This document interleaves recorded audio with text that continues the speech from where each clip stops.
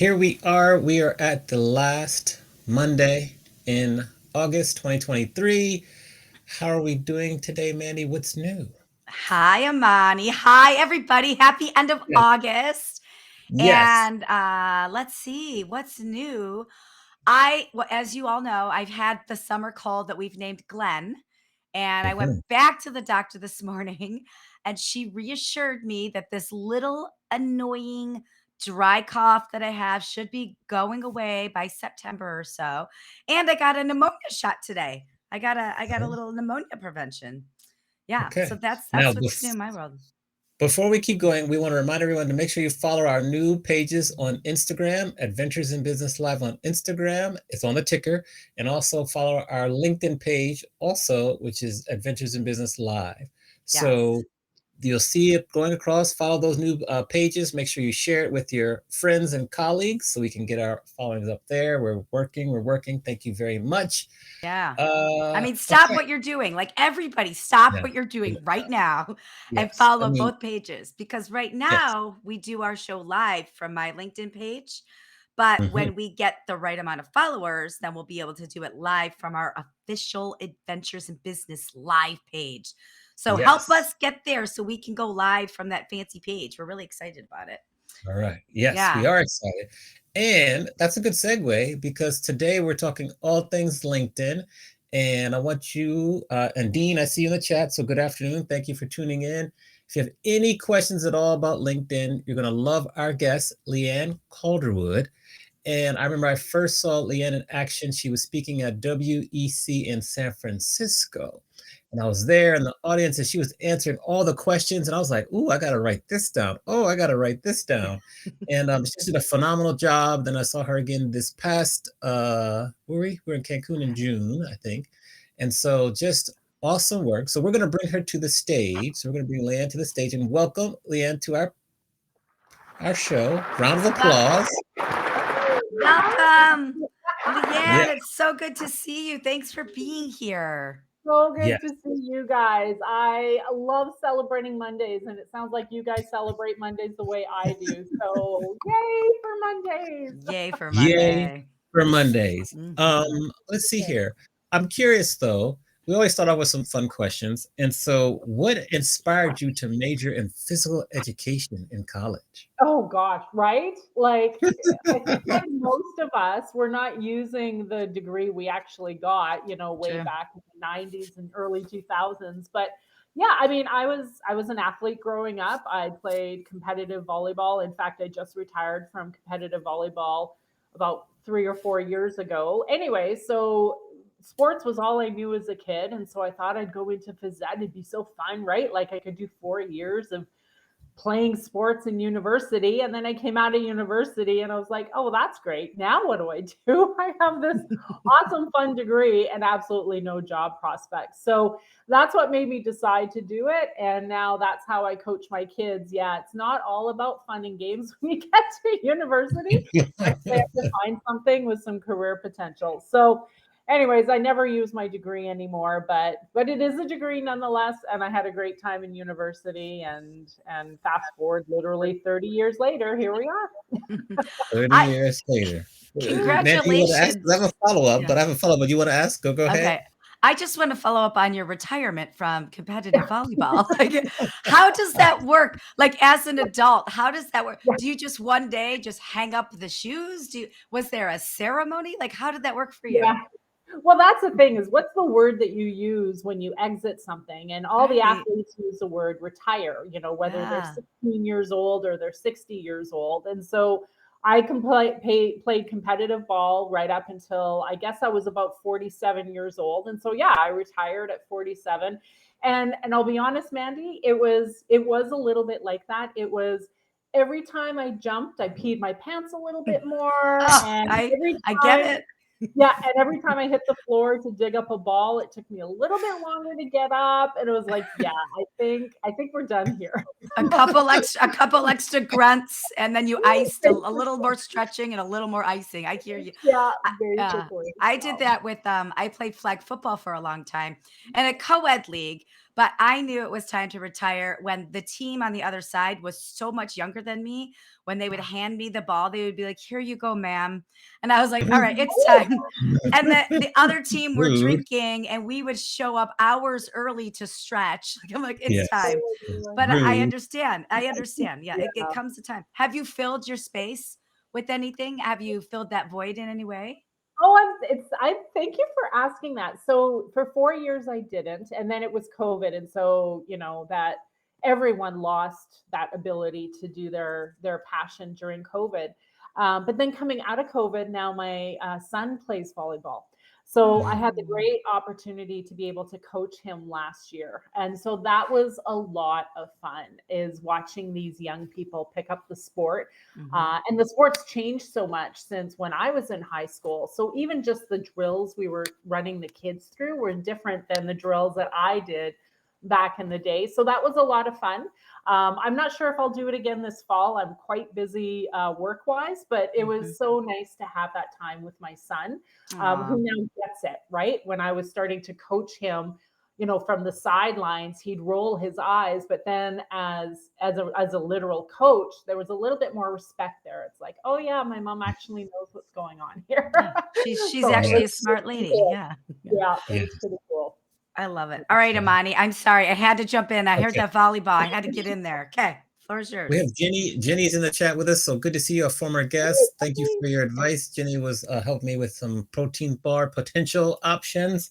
Um, well, I think maybe now we just have so many questions about LinkedIn, so maybe we can first start off like, why are you so passionate about the platform when there's so many other kind of shinier objects like a TikTok, Instagram? What is it about LinkedIn that has you so passionate and knowledgeable about it? Yeah, well, it is a great question because it's one that I ask myself every season as well, Amani. I picked up LinkedIn, or rather, I returned to LinkedIn when I needed to find a different way to grow my B2B business. So that was way back in like 2008, 2009, 10, where I needed to find clients and I needed to connect with people in the meetings and events space. And LinkedIn was the obvious choice to do that. Now, you could say I could do that on Facebook or Instagram at the time. Those were the platforms du jour. But LinkedIn also spoke more to my personality. At that time, I wasn't willing to lay out all my cards on the table and show people what I was eating for dinner on my patio, right? That's what we used to do back on Facebook, in 2010. And so LinkedIn was the place where I could still put on my professional face and show up for clients and try to find people to work with. And fast forward, it ended up working, right? It ended up growing my business. And then I just started to learn a little bit more about the platform. The platform also changed during that time. So I was just fascinated with how it feeds the B2B community, because it isn't all about patio dinners. It's really about thought leadership. And for my personality type, that fit just so much better than the Instagrammable moments that I just couldn't capture great enough on my phone. Yeah, yeah. Can you share an example, maybe one of your favorite examples of how LinkedIn helped you grow your business? Yeah, well, so back in the day, I was I did a lot of tips and resources for meeting planning clients. And so that's what drew clients to me, is rather than prospect their business and do that sales pitch, it was about the top 10 things you can do with your catering menus, and the top 5 questions you should ask your AV provider. And so I started to attract clients through that almost inbound marketing and social selling strategy. And that's kind of how I grew my business. Now, the kinds of tips and resources I give are different, and it's very meta because my tips and resources are about LinkedIn on LinkedIn. Mm. But it's still a way to more attract business versus those hard sell marketing messages that we're all used to seeing or all used to doing back in the 80s and 90s. Yeah, you talk a lot about, first of all, if you're not following Leanne, you have to. Her page is a plethora of information, but you talk a lot about standing out and shining bright. And what are some things that people are doing right now that they are standing out and they are shining bright? And then I'm going to ask you, what are some things people are doing that they're dulling their light? So on both sides, I think we want to hear the goods and the Yeah. bads of your LinkedIn experience. Well, and I don't want to bore anyone, but it really goes back to LinkedIn's history. So LinkedIn started in 2003. And when it started, it really was the online platform for our resumes, right? So we all copy and pasted our paper resume and we uploaded it to the LinkedIn profile. And that was really the initial intent, was to match job seekers with job recruiters. But then it changed, right? Then we saw this shift, and that shift kind of coincided when Microsoft purchased the platform in 2016 into this isn't just about the job you're looking for, it's about the job you have now and the thought leadership that you can build now. And so with that shift, our platform, our profiles also changed.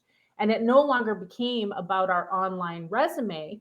And to your point, Mandy, when you ask how are people dulling their light, I think it's because they still have, or they still view their profile as a resume versus a representation of their personal brand and their thought leadership. And the people who are doing it well have changed the messaging in their profile. It's not no longer about what it is we do, but it is about who we serve and how we serve them. I know what you mean though, because that makes me crazy when I'll Yes. ask people, "Are you on LinkedIn?" They're like, "Oh, I'm not looking for a job right now." And Yeah. it's such a lost moment where, it's a great conversation, right? To be like, "Oh, LinkedIn's changed. It's a great Mhm. place to learn something or to give education to people or just to, interact with your prospects." But it does make me a little crazy when people still have that mindset that it is just all about, getting a resume building kind of thing. And I think all the platforms have kind of changed a little bit in Yeah. that way, Mandy. So even on Facebook, you're seeing a lot more B2B content on Facebook. And now, even on LinkedIn, you're seeing more B2C content. So, for those who argue, well, I'm not in a B2B environment, well, your clients are probably in B2B. And so LinkedIn might be a great place to connect with them, even though your product is different than a B2B product. So, Mhm. the lines have blurred across all of the platforms, TikTok included. But it's also blurred on LinkedIn. And I hope that people just give it a second chance and kind of dive into what it's all about. Because you're right, Mandy, it's not just about getting a job. It's actually a professional development tool in and of itself. And then, of course, you can build your business, find more clients, grow your brand as you and Amani do on the platform. There's so many things you can do with LinkedIn now. Yeah, for sure. In terms of growing your brand on LinkedIn, what are some hidden features that many people discount, but you feel we should be taking better advantage of on the platform? Yes, well, my top five always have to include that background photo. And it's because we're drawn to images versus text, which is why live video shows like this do so well, is people want to see and experience it that way. And so our background photo is a great opportunity to communicate a story in picture form. And then for those who work for a larger organization, some of your organizations have great background photos, but if you have the creative license to create your own, that's the first impression that people are going to have when they land on the profile. They're going to look at your background photo and they're going to look at your picture, and people instantly make a decision about if they can know you or like you or trust you based on just those two visual images. But then if we go a little bit further, that headline, that's kind of like that tagline that sits right below your name on LinkedIn. There's a lot of real estate there to also tell a story, but in short form. And so I think a lot of people are still using the days of old where it's your job title. But when you have so much real estate to really dial into your ideal audience and some of the things that they're looking for, some of the keywords that they are looking for, then you have the opportunity to attract them further into your profile. And then it just goes on from there, Amani. There's so many great things that you can do below those two pieces. But those are the top two pieces, in my opinion. Interesting. So, Manny, you want to ask your question because maybe we can do a little field trip. What if I showed you my profile and you could kind of live critique and say, what do you think about this? Or what do you think about that? Just because the background photo, people discount that so quickly. And I'm really curious to see what you think. I Love like it. that field trip. Do Yeah. that. Do Okay, so hold that. on. I'm going to share the screen. I'm going to share the screen with, Okay. okay, I'll share it here so you could see it in the box on, within the Ping app. I'm going to share my screen. So you see my screen in the Ping app, and you can actually hit the Uh-huh. little dot. You can hit the little cross thing and make it bigger if you like Yeah. there. And Yeah. now on screen, so let's look here. Okay, so people can see it here. They can see it live also. So if you see, that's my profile there. Let me see if I Amani, can. did you just recently, like in the last 10 seconds, change your background? Did you just do this? No, it's been this No? way, but I have a question. It's been this way, but there's a question I have. We'll make it bigger here. Hold on screen. Like, so that's the background photo, but I left some part blank because I had a question. And so Oh, you see, okay. so first give me your thoughts on what you see so far. Okay, so without a doubt, absolutely, I know what it is that you do. Right? It's not a job title, but you actually, the action words is you are a DJ. You spin the tunes, whatever the cool kids call it. And so you've kept a really strategic picture of that in your background photo, which is brilliant. And then, of course, your headline, you've got those keywords and you've created clarity with words like DJ, MC, author, professional speaker. But then, folks, if you look at it, what he's done is, again, because you've got so much real estate here, he's gone on to include some other really great keywords like music and business and creating memories through the written word.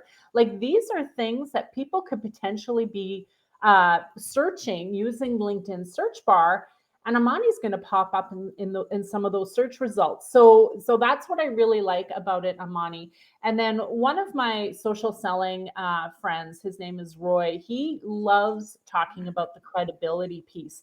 And what you've included here is a lot of your credibility as well. That Forbes, shout out, the Biz Bash 500 shout out.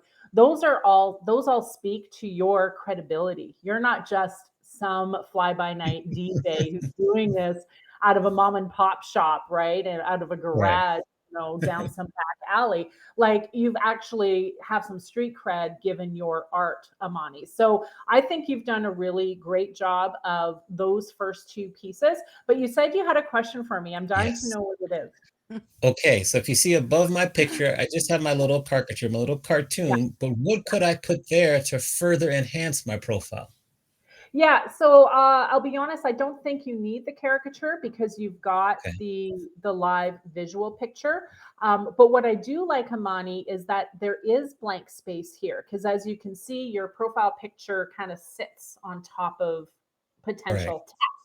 And so you've architectured this quite well. What you may find on mobile is your picture is going to drift a little bit to the right and it might cover up a little bit of your image there.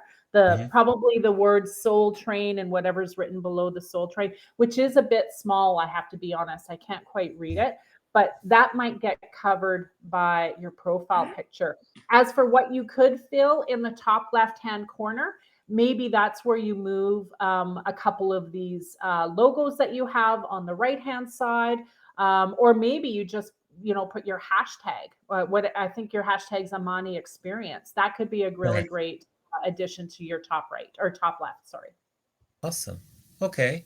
That was good. Manny, did you want to pull yours up or do you want to go back to? We can pull mine if we want, but I do have some questions about LinkedIn. I have some more questions about, well, Amani, this is really actually, let's leave your page up because Okay. Okay. Amani and I, and you, Leanne, so many of us do so many different things, right? Mhm. We hustle. There's no more side hustle. It's just all awesome hustle. So Mhm. what advice do you have for the LinkedIn profile of that entrepreneur that runs multiple businesses and maybe those multiple businesses aren't synced up with each other. They're just different revenue streams in different industries. What advice do you have for Yeah. people with those types of LinkedIn pages? Great Well, question. so so this is kind of a two-part answer because the first one being unless we can define a niche, and a niche doesn't even necessarily have to be an audience. It can be a product or service. And in this case, Amani's niche is that he provides DJ and MC and speaking services.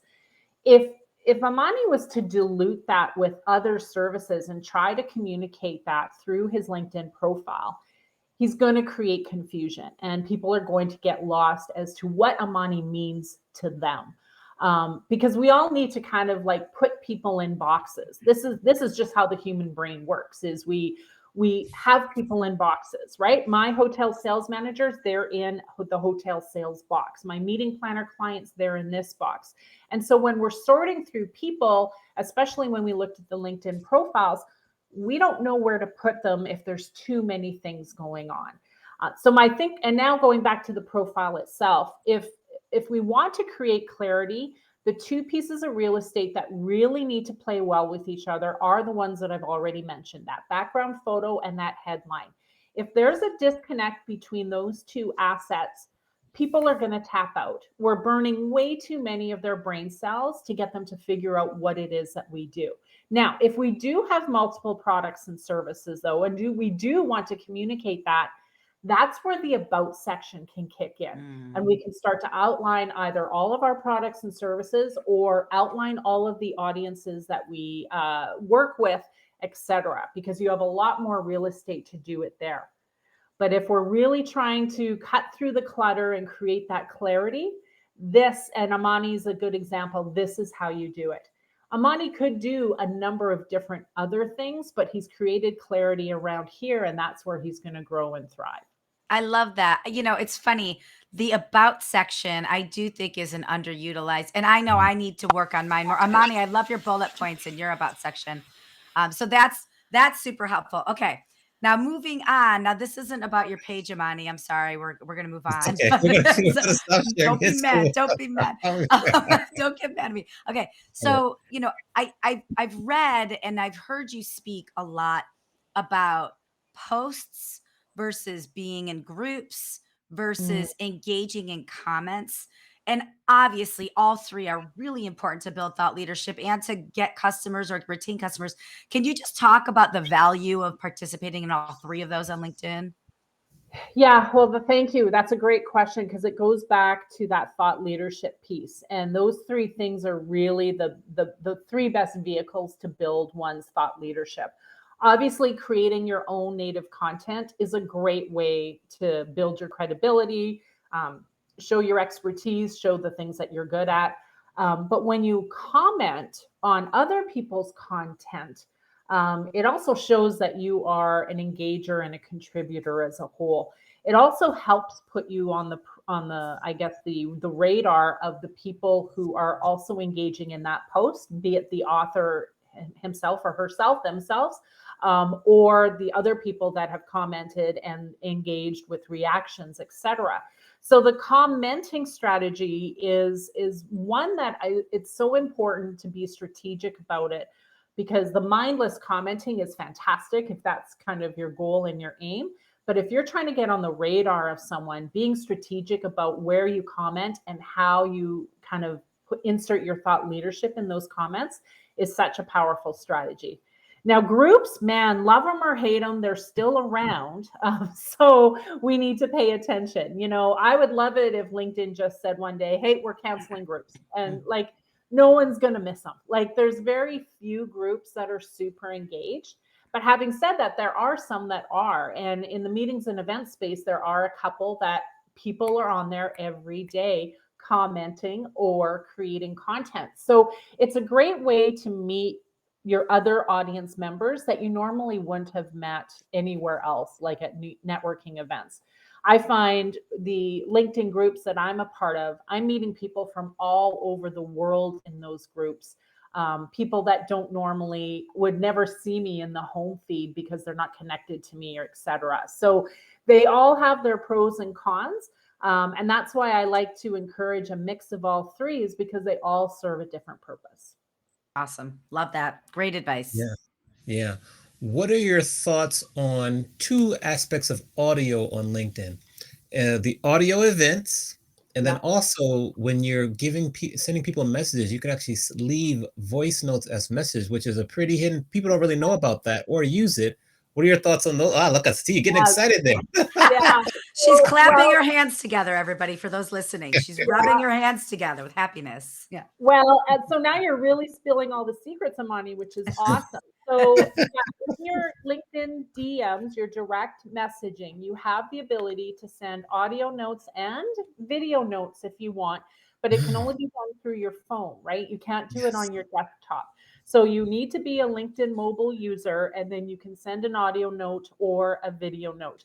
From what I understand, the audio notes can only be a minute in length. So if you're a long talker, you got to learn how to shorten your messages. And if I think videos, you can send up to 2 minute video message or note, and Yeah. that'll set you apart as well, right? Especially for people, especially if you're trying to reach people who have large followings or large connection bases. Their DMs probably get clogged up really quickly.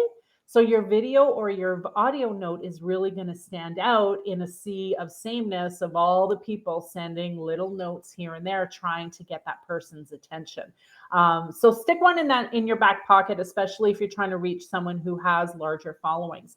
As for LinkedIn audio, so do you guys do LinkedIn audio at all? Like, do you ever turn this show into an audio show or anything like that? Well, it's a podcast. We convert it. It's distributed by Apple and Spotify and iHeartRadio, but not. It's only visual on LinkedIn.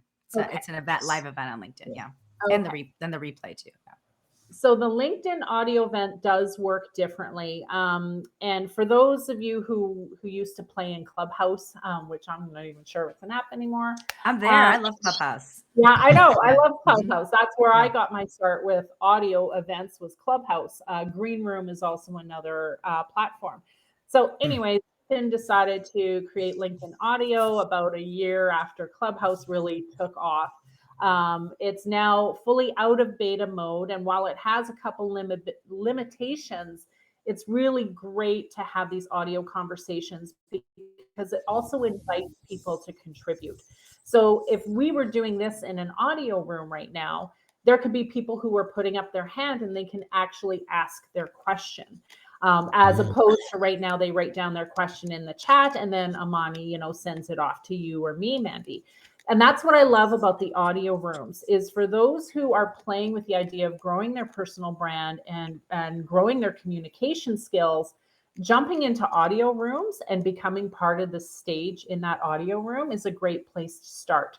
It's low commitment, low, interaction, but enough to get a taste of what it's like to be in a room with other thought leaders and kind of share that banter back and forth. So I love audio rooms for that. But again, be selective on the rooms that you attend because it can get overwhelming and time consuming. Yeah, we have a Clubhouse room on Fridays at 10 Okay. a.m. called Digital Hospitality, Oh, and okay. I love that room. And Mhm. it's funny when this was 2 or 3 years ago when I was right before my book came out. Clubhouse really did like Leanne said. It is a great spot to research and listen to the answers. It's also a great spot to raise your hand and ask some questions. There's no video. You can have it on in the background while you're working. There's no trolls to comment and make you feel bad. Like it's I do think you just said something that I think is really true. Whether it's LinkedIn audio or Clubhouse or Green Room, it is good to dip your toe into the water there if you're starting something new. So Mhm. I want to go back to the DMs for a second because you were quoted saying use DMs to nurture a relationship and not sell.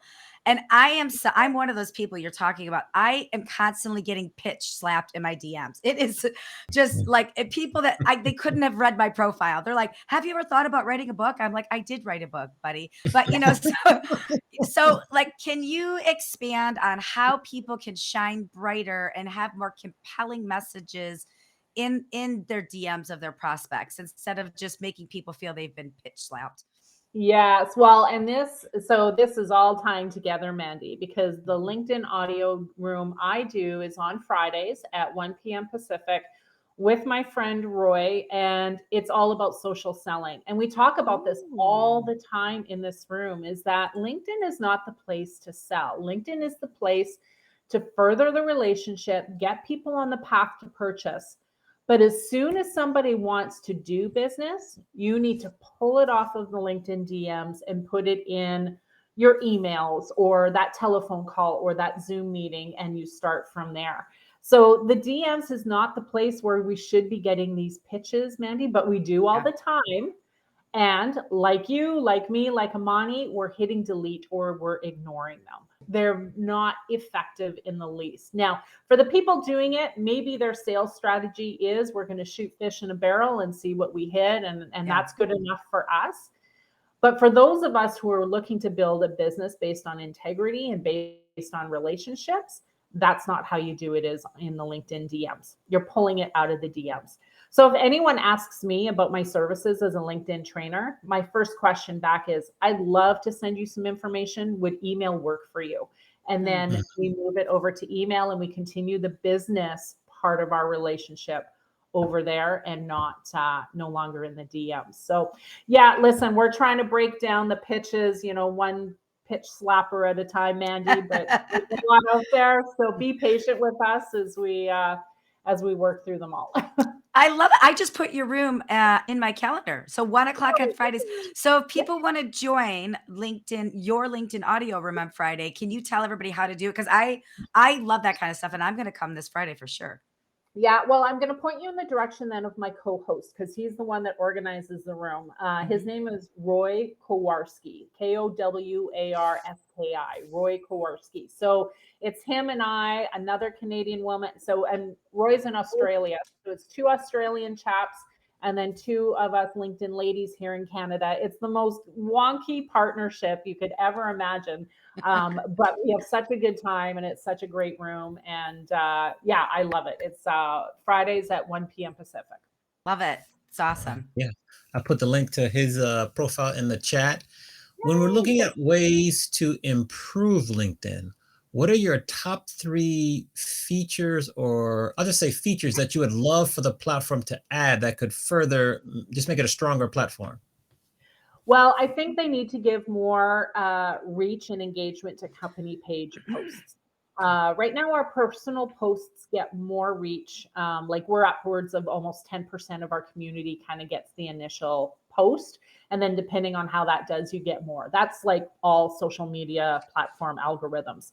But the company page post, we only are hitting 3% of our audience.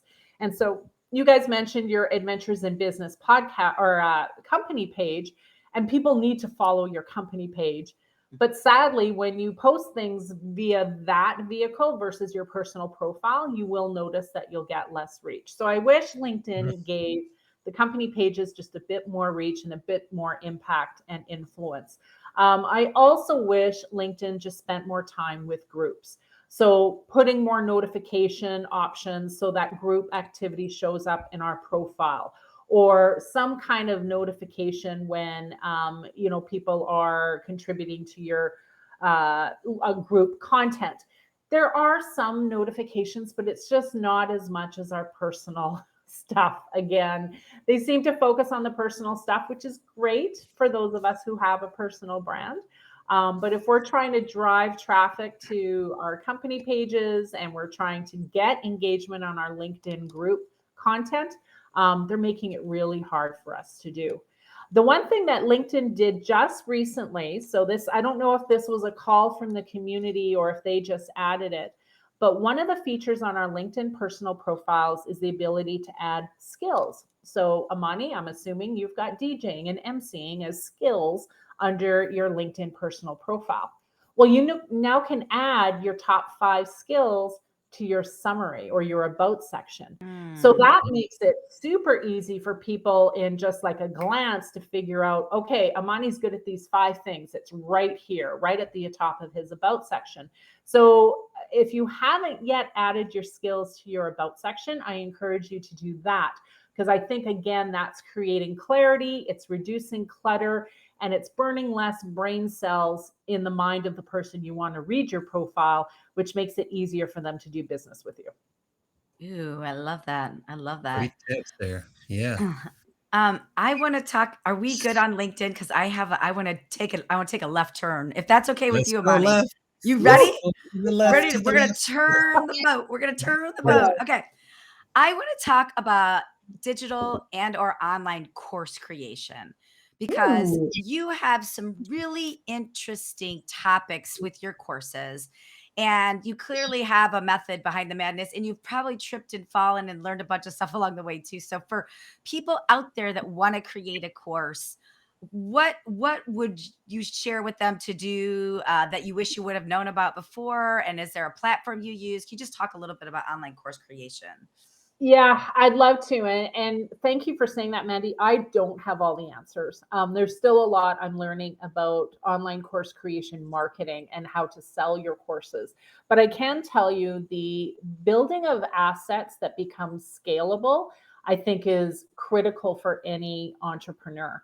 You both have books. Those are scalable assets, right? You Mm. can sell 1,000 books. You can sell 1 million books. You still just wrote it once, right? And that's the thing with the digital courses. You create your course and you've created the outcomes for your students to achieve at the end of the course, and now it's getting it in the hands of as many people as you can.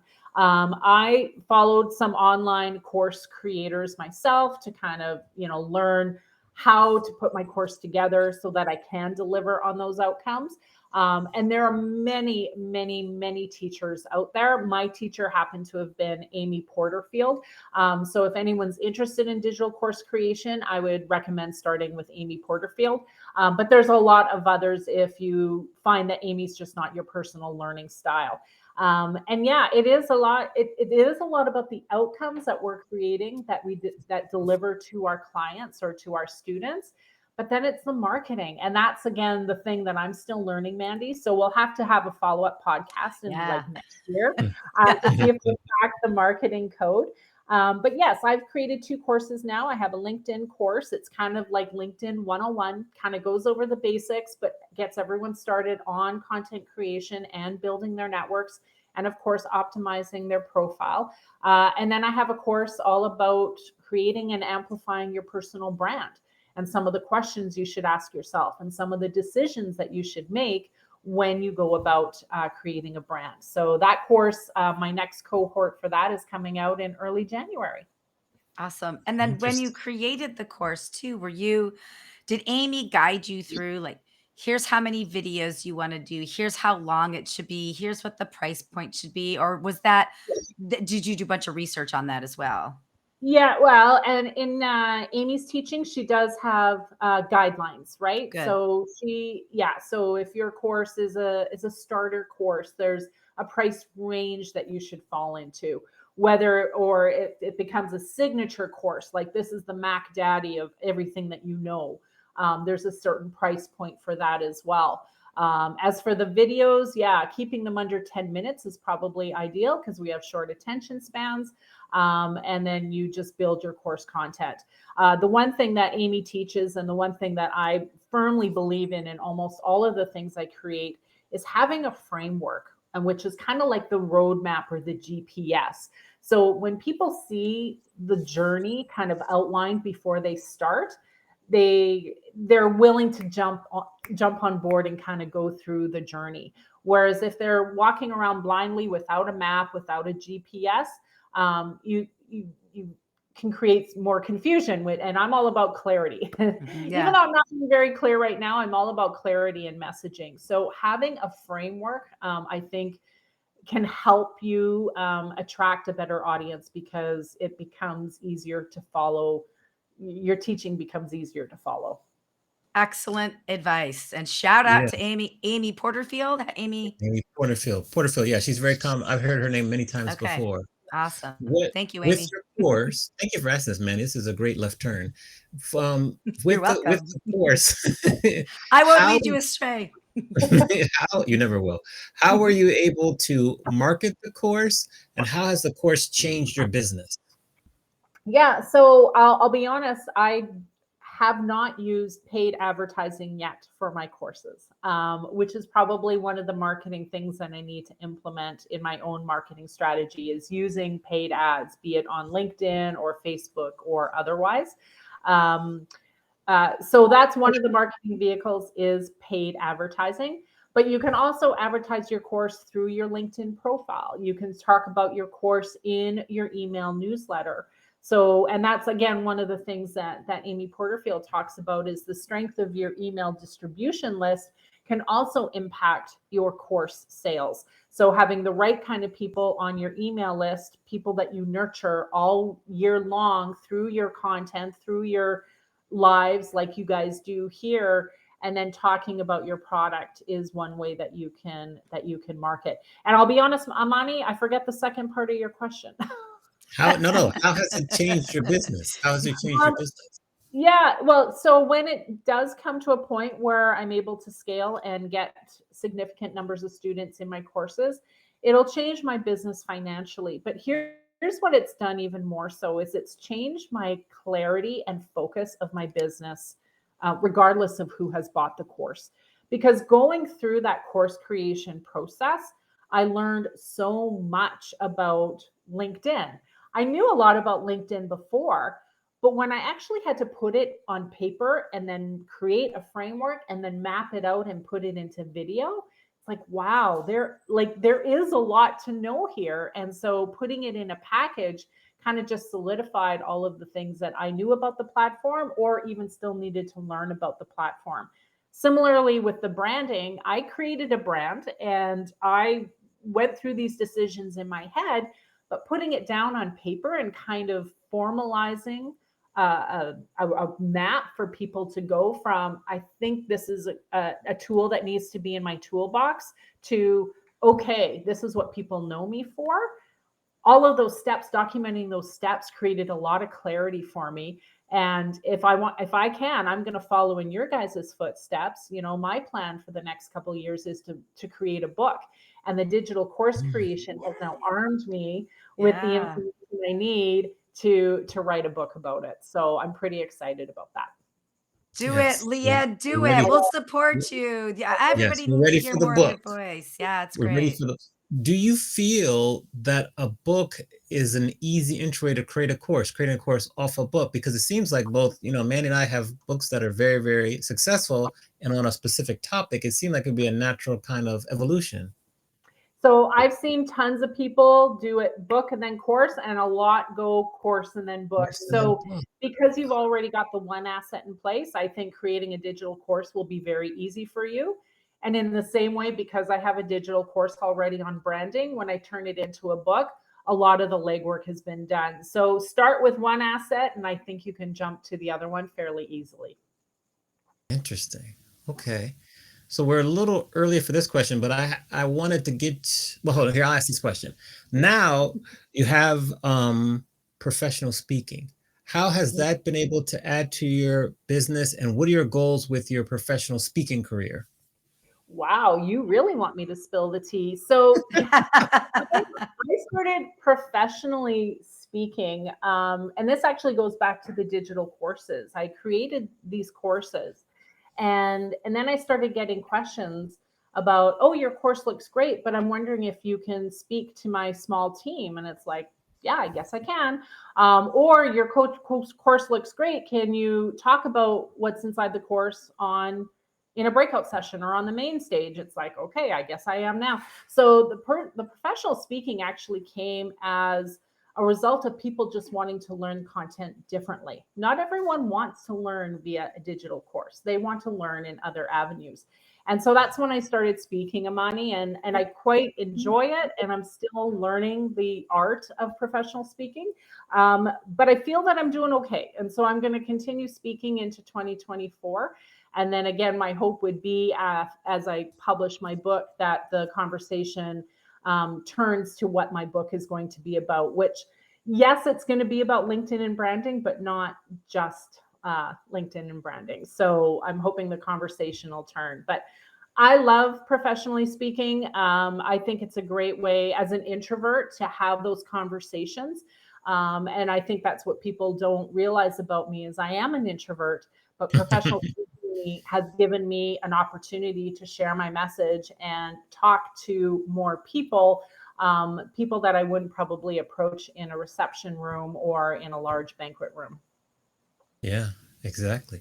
Now we are to the time of the show where we kind of flip the script and let you ask myself and Mandy a question. and you can ask us any question you want. Pick who's going first, and let's hear what you got for us. Okay, so Mandy, my question for you, because you have a book written and you're now embarking on what that post book journey looks like. What are the biggest challenges you're running up against as you develop and continue to develop your own personal brand?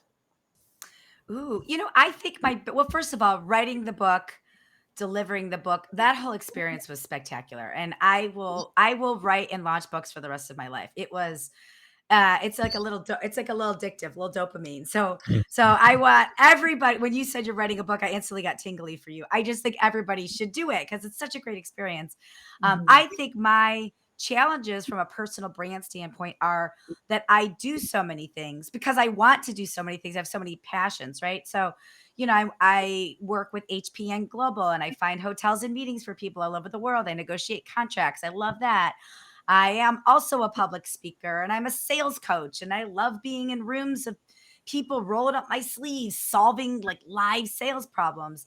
And I am an author. So I think my challenge as a personal brand is um, they all three of those actually do intersect with each other in the right way. But I have people that know me as an author and they don't even know I have this whole other conference side that I've been doing for 25 years, right? Or all my meeting planning clients know me as a shrewd negotiator and an awesome, scout of hotels, but they also don't know that I could be a fantastic speaker for their conference. So I think my personal branding challenge is to continue to remind everybody that I do all these things and that I'm not just doing one or the other. Like I am doing all these things and I love doing all these things and they Mhm. can intersect. I think that's why I asked the question earlier because I think we all sort of do that, and I think there is a challenge in there. Well, and And I you do think all you the things and I, well too. Oh, yeah. thank you, Money. And I think you and I need to talk more about this because it sounds like our paths have been quite similar, right? Hmm. So we'll have to put that one in our back pocket for when we meet in person, Mandy, because I think you and I have a lot in common when it comes to our career journey and where we see it going over the next couple years. Yeah. My question for you, Amani, is I have seen you live and in person in a number of your skills and strengths. I've seen you actually mesh the two at one point where you did some DJing within one of your presentations. What is it that you love to do the most? Because you have skill and talent in a number of different communication styles. That's a good question. So, what do I love to the most? I would say probably at the top, number one would be like interviewing people. I think you saw me when I was at WEC Cancun interviewing people before they would do their general sessions. I love to interview people. That's one of my loves, and I do very well at it. I've been doing it for years. So that's probably one. And then 1A would be like DJing events and things like that. But really, it's bringing the DJ thing into like, I think you witnessed when I did the session with Courtney when we were on stage together and I was DJing and doing that. Like that is like where I want to be. And that way I can combine both DJing and speaking and everything. That's kind of my North Star right now. And I think that I can do well at it. It's just getting the opportunities. Yes. Yeah. Yes. Isn't that the case, right? Like just we just need someone to say yes and we're ready Right. to shine. So, yeah. Well, Yeah. I think you're doing an amazing job. I thought you did a great job in Cancun and I'm sure I'm going to see a lot more of you on the stages to come. So be encouraged, my friend. You're doing a great job and I Aw. kind of love that twist you bring to your style. I haven't seen anyone else with that twist, which makes you very unique. Good. Awesome. Amani, Thank you. the Amani twist. I love it. Yeah.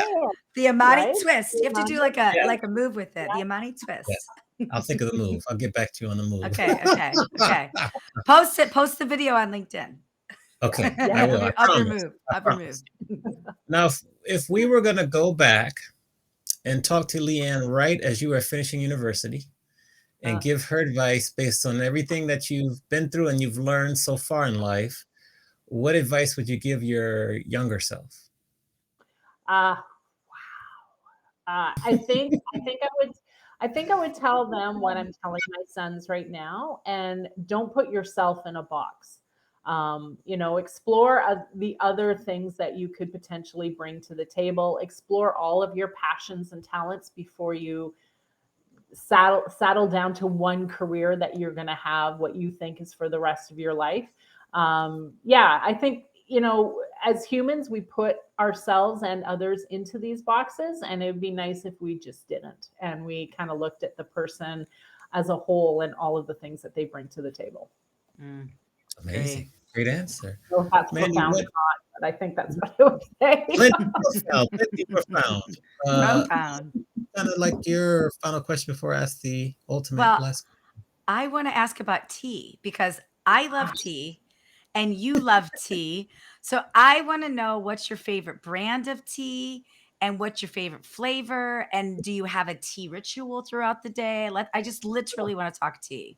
Sure. So, well, I decided to use tea as one of my brand pillars because I found we weren't talking about tea. People love talking about coffee and how they get their morning fix, but not enough people were talking about the tea and I don't know, I guess just the calm that I get from tea. So, my favorite brand is, it's a Canadian company called David's Tea, but I do think they're in the US. So, I buy a lot of tea from David's Tea. And then my favorite kind of tea, which ironically isn't from David's, is I drink a lot of Earl Grey.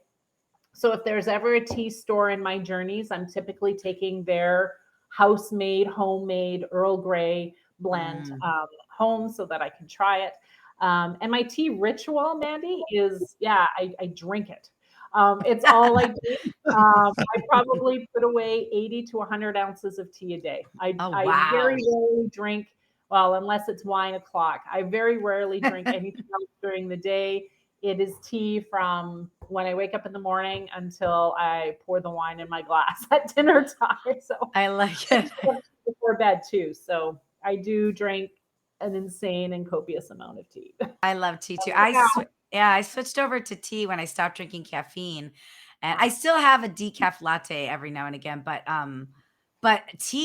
there is something that just slows you down about it, and just smelling it. And some of the tea bags have the little quotes on them, little inspirational quotes, right? So it's a little secret society that I think more people should join. I think it's good to slow down with tea. Agreed. Yeah, I love it. So thank you Davidson. for asking about tea. Yes. And Davidson's the brand, you said. Is that right? David's? David's Tea. Yeah, David's. David's Okay. Tea. Okay. Yeah. Clocked and noted. Purchased later today. Thank you. There you go. My final question for you, Leanne, is just I always curious to ask guests this, like, what's the best advice that you've ever received? Oh, wow. I've received a lot of great advice over the years. Gosh.